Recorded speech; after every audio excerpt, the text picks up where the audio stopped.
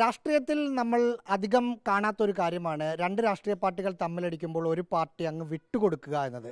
പക്ഷേ വട്ടിയൂർക്കാവിൽ V K പ്രശാന്തും R ശ്രീലേഖയും തമ്മിലുള്ള വിവാദം കുറേ ദിവസമായി നിൽക്കുന്നു. പക്ഷേ ആ വിവാദത്തിൽ മാന്യമായൊരു തീരുമാനം വി കെ പ്രശാന്ത് എടുത്തിരിക്കുന്നു.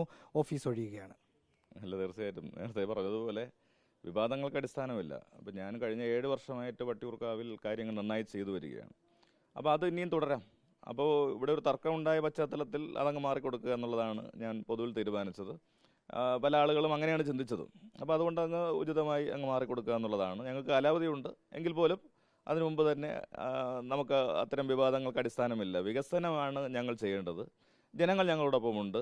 കഴിഞ്ഞ 7 വർഷവും വട്ടിയൂർക്കാവിൽ നിറസാന്നിധ്യമായിട്ട് നിൽക്കാനും വികസനങ്ങൾ ചെയ്യാനും നല്ല പരിശ്രമം നടത്തിയിട്ടുണ്ട്. അത് ജനങ്ങൾക്ക് ബോധ്യമുണ്ട്. അപ്പോൾ ജനങ്ങൾ കൂടെ നിൽക്കുമെന്നുള്ള വിശ്വാസം എനിക്കുണ്ട്. പ്രശാന്ത് ഇങ്ങനെ ഒരു തീരുമാനം എടുത്ത് പാർട്ടിയോട് പറഞ്ഞ് അനുമതി വാങ്ങുമായിരുന്നോ? അല്ല, യഥാർത്ഥത്തിൽ അത്തരമൊരു ചർച്ചയിലേക്കൊന്നും പോയില്ല.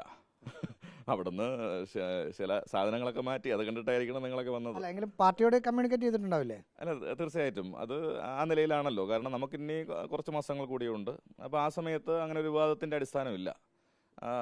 പകരം ജനങ്ങൾക്കിടയിലേക്ക് കറങ്ങുക, കാര്യങ്ങൾ വിശദീകരിക്കുക, അത് മാത്രമേ ഉള്ളൂ. ഇതൊരു കീഴടങ്ങലായി വ്യാഖ്യാനിക്കുമോ? അല്ല, അങ്ങനെ വ്യാഖ്യാനിക്കേണ്ട കാര്യമില്ലല്ലോ. ഇപ്പോൾ ഇത്തരമൊരു വിവാദം ഉണ്ടായപ്പോൾ തന്നെ എല്ലാവരും പിന്തുണയുമായിട്ട് എത്തി. അതിൽ തന്നെ ഞങ്ങൾക്ക് വലിയ സന്തോഷമുണ്ട്. അപ്പം ഞങ്ങളെ സംബന്ധിച്ച് അങ്ങനെ ഒരു വിവാദത്തിൻ്റെ ഇടയിൽ കൂടി മുന്നോട്ട് പോകേണ്ട കാര്യമില്ല. ജനങ്ങളുടെ കാര്യം നിവർത്തിക്കാൻ അവർക്ക് വേറൊരു ഓഫീസ് സംവിധാനം ഞങ്ങൾ ഉണ്ടാക്കുന്നു. അത് കൃത്യമായി ഒരുക്കിയിട്ടായിരിക്കും ഞങ്ങൾ അങ്ങോട്ട് മാറുക. തീയതി നിശ്ചയിച്ചിട്ടില്ല, മറ്റാലോചനകളൊന്നും നടത്തിയിട്ടില്ല.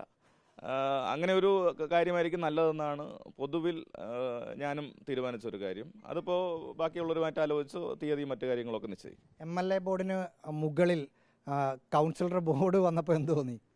അല്ല, അതൊക്കെ ഞാൻ അന്നേ പറഞ്ഞല്ലോ, അതൊന്നും ഒരു വലിയ കാര്യമൊന്നുമില്ല. ഇപ്പോൾ ഒരു മുറിയിൽ 2 ഓഫീസ് പ്രവർത്തിക്കുമ്പോൾ സ്വാഭാവികമായിട്ടും എവിടെ വേണം വെക്കാമല്ലോ.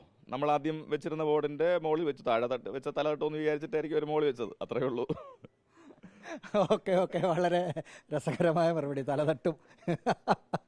ഓക്കെ. വീഡിയോ ജേർണലിസ്റ്റ് വിജിത്ത് ഉർക്കടവിനൊപ്പം reporter Rahees Rasheed, in reporter, Thiruvananthapuram.